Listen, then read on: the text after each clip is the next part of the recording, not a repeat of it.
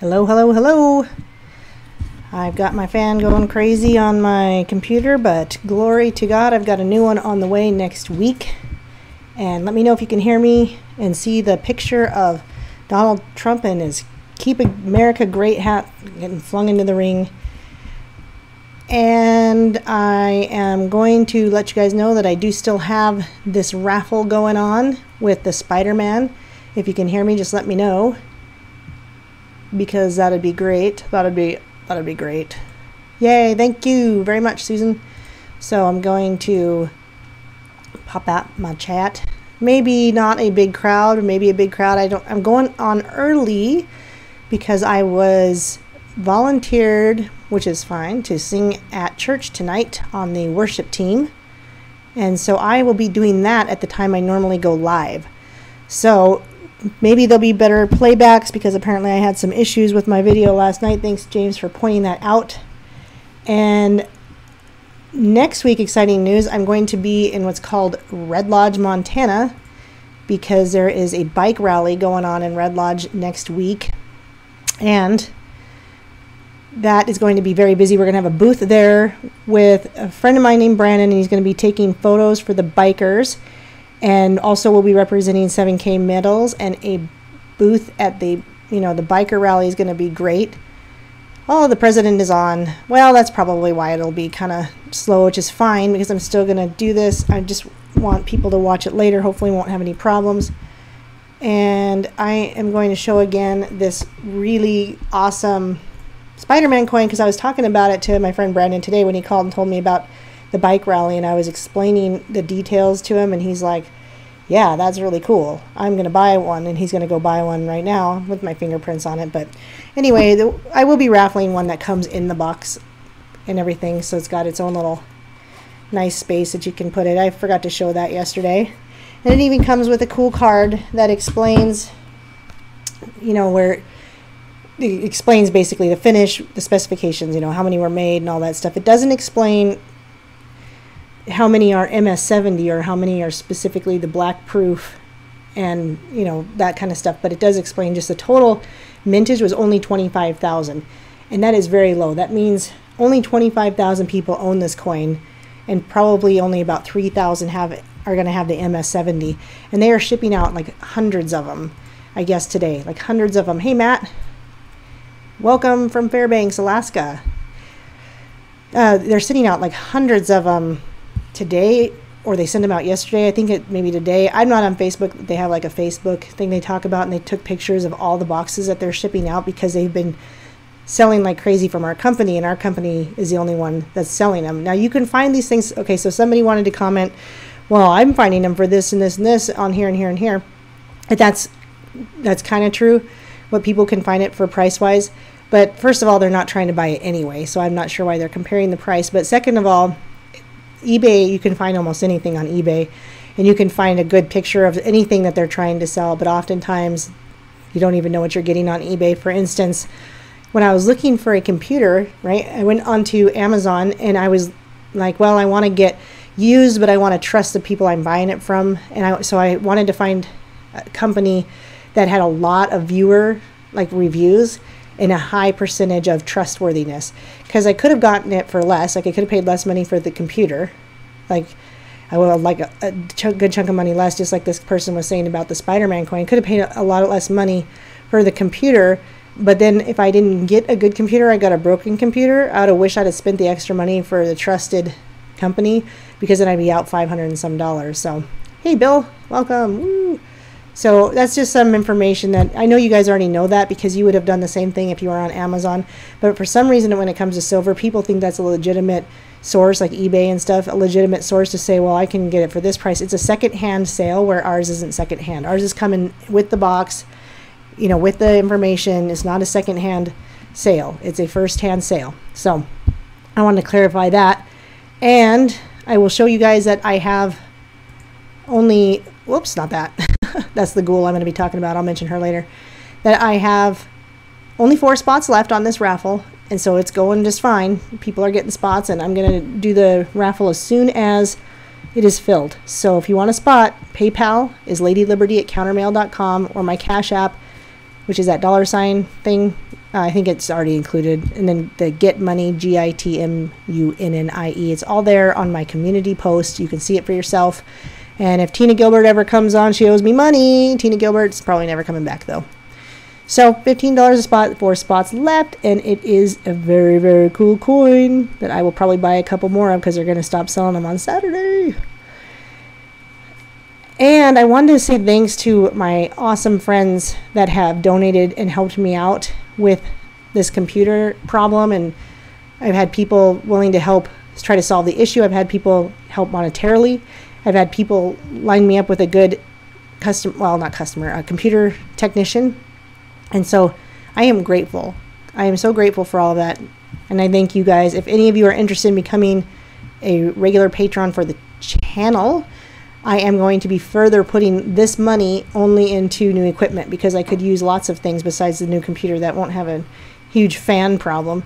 But I will also be able to get maybe like an extra mic, a little bit different lighting, a way to put my green screen up better. Just so many things that I could do just a little bit better. It also, I do pay monthly for my music that I make, and I do make the music sort of. It gives me a basic thing, and then I can adjust it from there and make it different, and I can make it elevate, I can make it go down.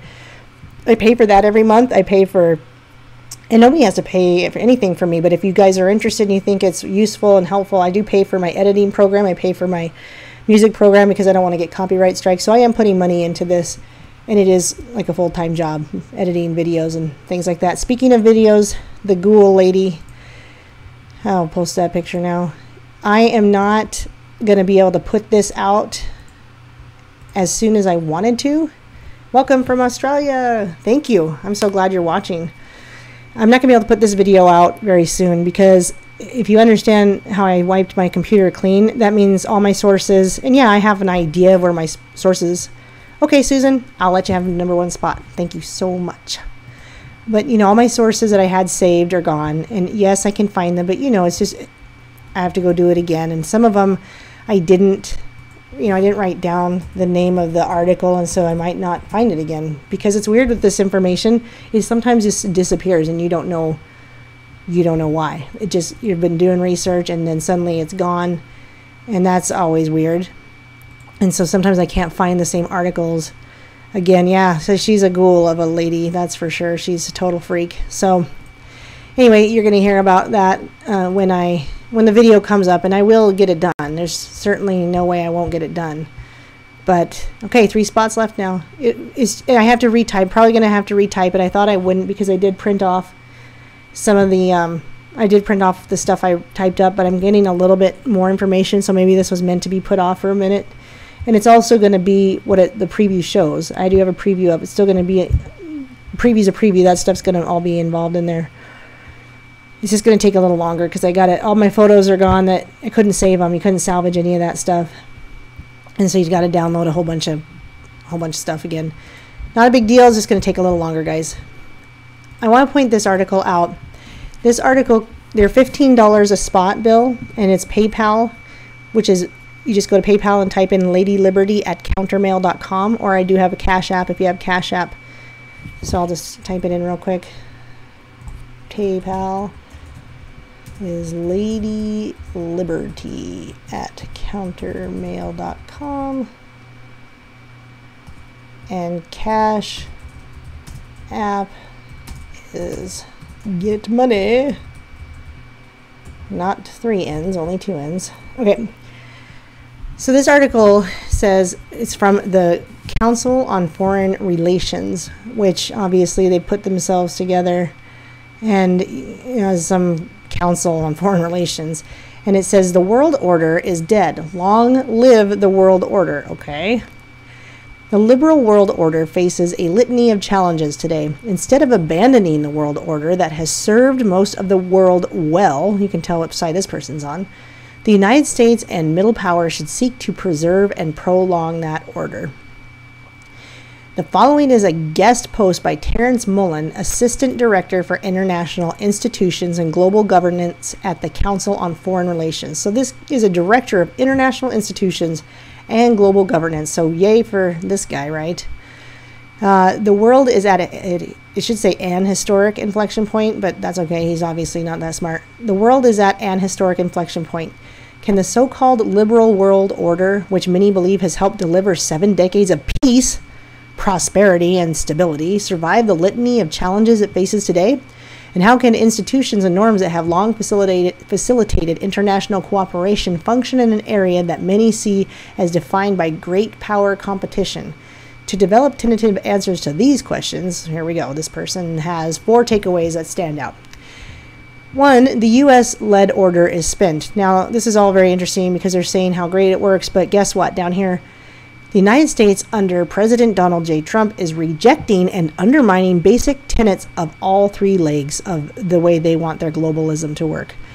Their 3 legs being economic institutions, security alliances, and liberal political norms. Now, I'm going to tell you something about norms. If you listen to Bill Cooper or you listen to Yuri Bezmenov, they talk about when you get a dictator or like a globalist type of thing that's going to come in and take over, and they've subverted the nation, right? They've got us all they got paid activists and everything going their way.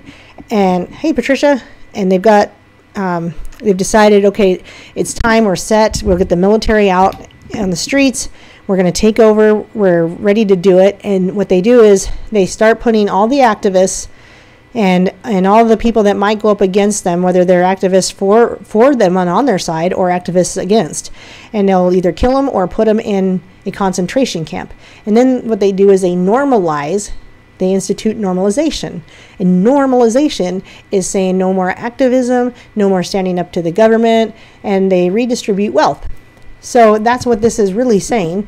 And they don't like that Donald J. Trump is rejecting and undermining their basic tenets of what they think should be being done here, normalizing their liberalism and their new world order. And this number 2 says, the world order is cracking and there is no clear way forward. Aside from U.S. neglect and abuse, the world order faces 3 main challenges. First, it does not reflect the new distribution of global power. China, Russia, and other countries do not see the structure of the order as legitimate, and they will continue to contest it. Second, globalization is exacerbating economic inequality and financial imbalances, which policymakers are failing to remedy. Third, transformative technologies are... Now, okay, here's what I think they're saying. They're saying that Theresa May and Angela Merkel and Macron are probably like not doing it well. They're not doing it right, and they need to do something because these people are getting pushed out, as we see. Merkel's got some serious shaking problem, and Theresa May is stepping down or has stepped down, and Macron is certainly not popular. So this backlash against globalization, combined with the resurgence of state industrial policy and large market distorting economies, okay, challenges the functioning of the open world order and imperils the design of any new one. Moreover, so basically it sounds like they're admitting that they've got some problems with their new world order and it's not going well and they got to find a new way to deal with this. Number 3, if you think I'm wrong, go ahead and tell me. Number 3, middle powers need to take more global responsibility and buttress the world order. As the United States takes a step back, middle powers need to step up and sustain the world order in which they are stakeholders. Without clear rules, middle powers are lost in a, well, I'm not going to say that word, Thucydidean, I just said it, I think that's right, world in which the strong do as they can and the middling do as they must. In a paper written for the COC conference, Michael Foley-Love,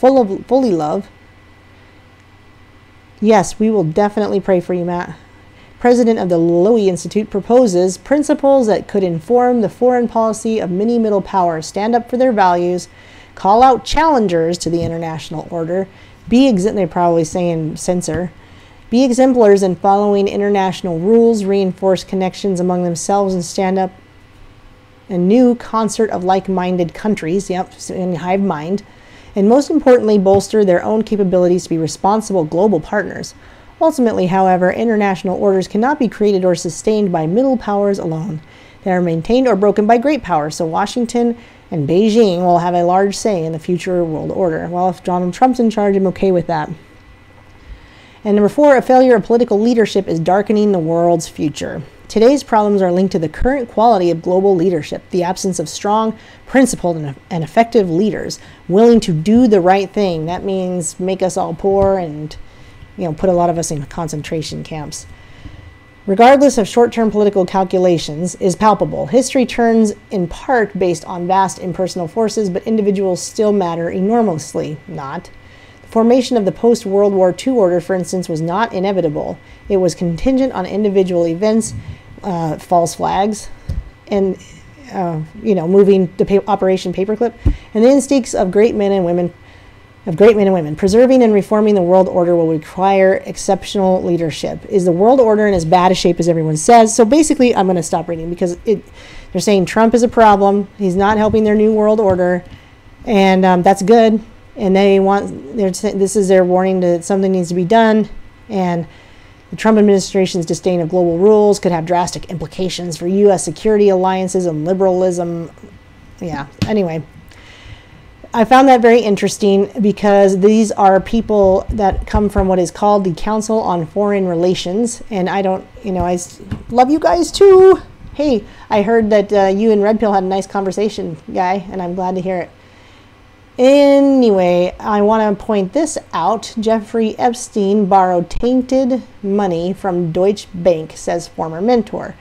And I'm going to point this out because if you guys recall, Q has done drops on the Deutsche Bank, specifically drop 2691, drop 524, and I'm going to avoid this one because I don't have the context around it, but you can do that. You can look at 268 if you want to, and 136. So 136, Q is pointing out Rothschild-owned banks, and we know that the Deutsche Bank is one of them.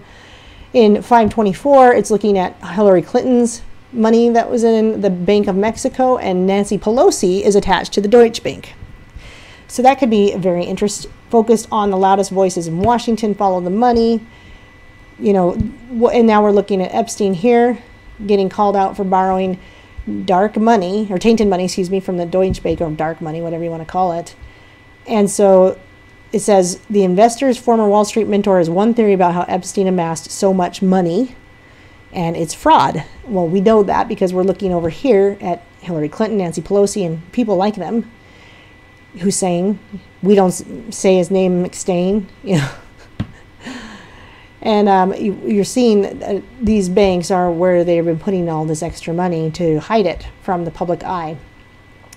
And then this is saying, this one's talking about Adam Schiff seeing evidence of collusion, and why is he making open statements regarding Mueller not investigating the president and Deutsche Bank thorough enough if Mueller investigation itself is classified, blah, blah, blah. Anyway, you guys are good researchers, and you can make ties as you want to that.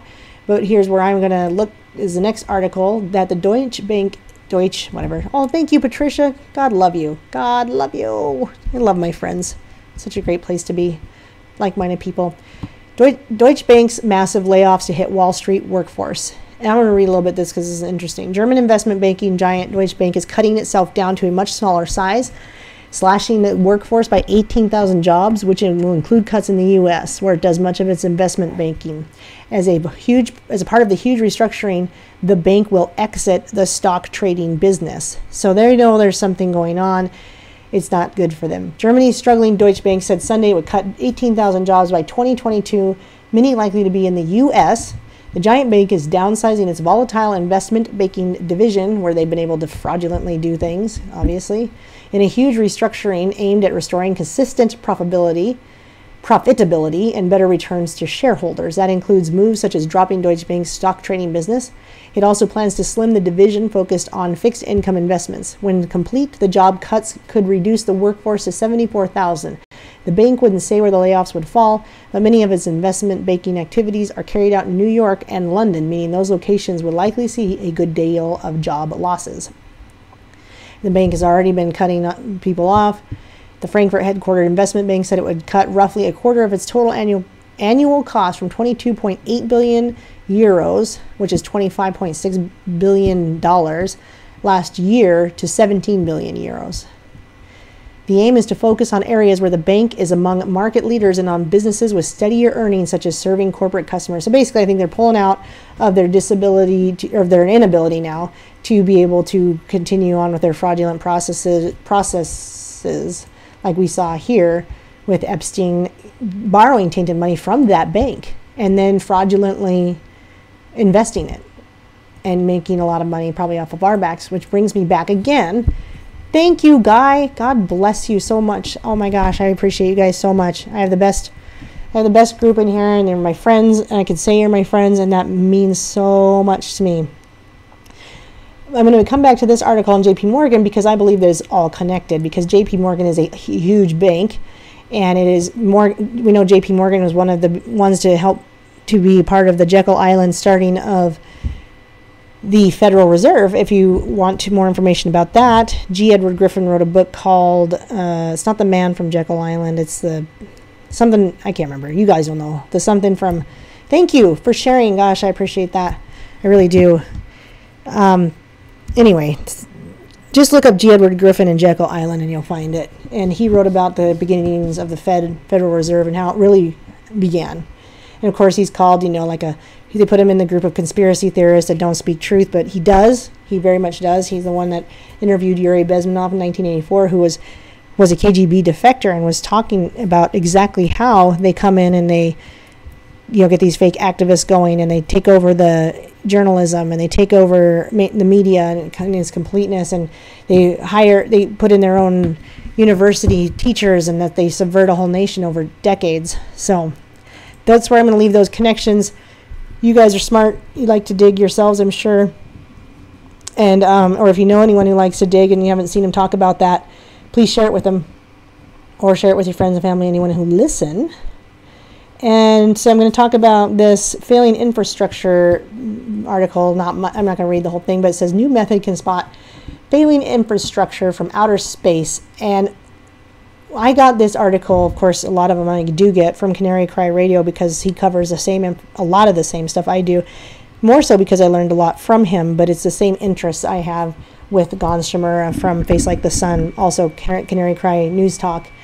But he said what I agree with is that this sounds like Skynet. And, if you look at all the satellites being put up into the sky, especially by Elon Musk and whatever, you think you're getting the Skynet. There's all the creature from Jekyll Island, thank you. You're getting all this stuff out there to be able to analyze everything by satellite. That's great if it's really going to help things. If they're really going to use it for good. But, the concerns are what's really going to happen with all this worldwide internet in the sky, right? So I'm going to move on to this one. Okay, the reason I found this one interesting is because this says New Virgin Galactic Chairman, that name, I don't care, says tourism space flights to begin within a year. And so it says here, right here is what I found interesting. This thing looks like a software business under the hood, even though it's flying people to space. And I was like, okay. Of course, 2021 seems to be the year of everything new coming about.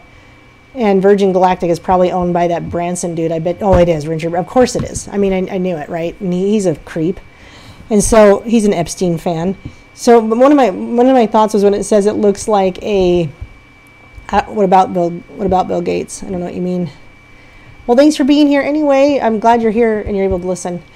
One thing I think about this thing where it says it looks like a software business under the hood, even though it's flying people to space, my immediate thought was, is this going to be like virtual reality and people think they're flying to space and they're not, and it's going to look real to them because that's what they're trying to do with like the mirror world of Facebook, and they're trying to get people into virtual reality to a point, and there's all these movies that talk about it. And if you haven't watched any of Gonstemer's videos called like on Gamified,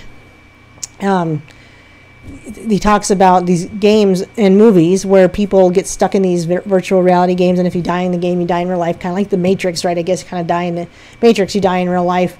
But Branson's a pedophile. He goes to Epstein's island. He's a total piece of crap. Anyway, but I would think it would be hilarious if what they're really selling is a virtual reality that's so real that people don't even know, and they're going to outer space. Not for real at all, but to get people to keep thinking that this stuff in space is a real thing, like in Aliens and I think that that's just a continuation of more fake stuff and not happening at all. So that's my thought on it, and if you think I'm wrong, that's cool too, because I very well could be. And then this one, that space photographer snaps pictures of secretive X-37B in orbit. And the reason I took note about this is the letter B, and everybody's talking about the stealth bomber, because the B-2 bomber, because, you know, Q does connect the B and the 2 and talks about stealth bomber. But I found this quite interesting. I don't know if you guys have heard of this, but I've never heard of this, and that's probably for a reason that I don't get into space stuff too much before, but I do now. Anyway, it's called the X-37B, and it's a secretive unmanned spaceship that flies around for months at a time and is like hardly ever seen. So it's stealthy. It's got the letter B in it. I don't know. You know, who knows, right?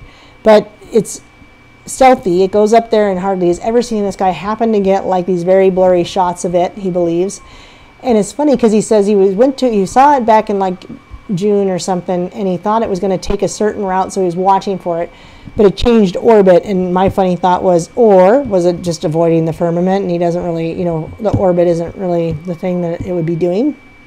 So it's an unmanned little space shuttle doing work for the Air Force, and it's put up often, but nobody ever sees it. It's like always out of sight. So quite interesting. It is stealthy in that way, and nobody knows what it's doing up there. It spends this one. Oh, thank you. Hey, I appreciate anything that you guys can help with. Movie recommend Deep State, inspired like Black Mirror. Watch into Hulu. I'll have to read that later. I don't know what I'm saying. Start with Treehouse, also down. Okay, send me an email on that, would you? So anyway, whatever it's supposedly doing up there, according to this article, is saying that it's up there so long that it probably doesn't need to be doing that for so long. So who knows what they're doing? I don't know. It's obviously a stealth activity, and I found it interesting, possibly related to the stealth bomber, which is not a bomber that I know of, and but bomber doesn't mean it has to be a bomber. And you can't be too literal with Q, if you ask me. So, you know, decide what you will on that one. And I only have one more, guys, but this is exciting because it's Nephilim news. Nephilim news. I finally have some Nephilim news. Runbow Dev announces Dawn of the Monsters, a brand new kaiju brawler. Canadian developer 13am Games has announced its third game, Dawn of the Monsters. This title follows on from Double Cross and Runbow. It's described as a couch co-op brawling action game that takes up to 4 players on a worldwide tour of destruction. Players select from an all-new cast of kaiju and must work together to defeat the Nephilim, a horde of monsters destroying the planet. There will be 4 unique worlds to unlock, the Maw and fully destructible environments. The game features beautiful 2.5 graphics and combat 2.5, whatever, inspired by classic action and fighting game genres. So I think that's really all it is the Nephilim. They've got more Nephilim. There's Nephilim in other games. There's Nephilim walking the earth possibly, and you know, Nephilim news. It's in a game. It's in this game. It's all over the place. The truth in plain sight. So I couldn't go on at my normal time tonight, guys, because I am going to be singing with my worship team at 7 with my time, which is the time I normally go on. And I know that it's a little bit busier maybe at that time, but if you know anyone who wants to get in on this coin, this really awesome Spider-Man Black Mirror should be the like selling point for some people who probably love the movie or TV show Black Mirror. But there's only 3 spots left, so once it fills, I can draw this. And I will do a live drawing no matter what, because I want everybody to be able to see who wins.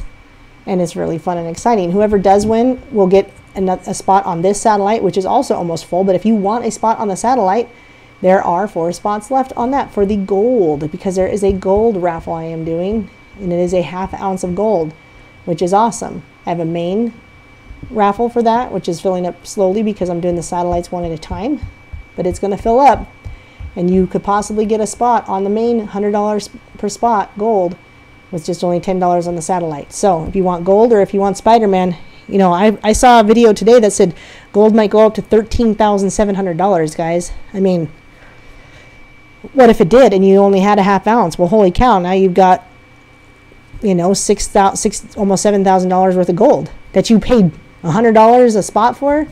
I mean, no brainer, guys. Come on now. Let's get it. Let's do this. Get on it. Send me some money. Get into this raffle. Win. Get some gold. Or just buy it from my company, 7kmetals.com/Lady Liberty. Buy it yourselves. Have it yourselves and start stacking with me. So I appreciate you guys. I'm going to go get my kids from camp because those little monsters got to go up to Red Lodge themselves today. And they got to go to the animal sanctuary, which I guess is kind of like a zoo. So I'm going to go pick them up. I am going to go hang out with them for a couple hours before I go sing or practice singing. And I will see you guys this weekend. I'll probably do something live this weekend. I appreciate you guys a ton. Yes, please do like and share. I would appreciate a liking and a sharing. Maybe even if you don't like it, just say you like it just for fun. Yeah, woo! All right, guys. I love you. God bless. Good night. I'll see you next time.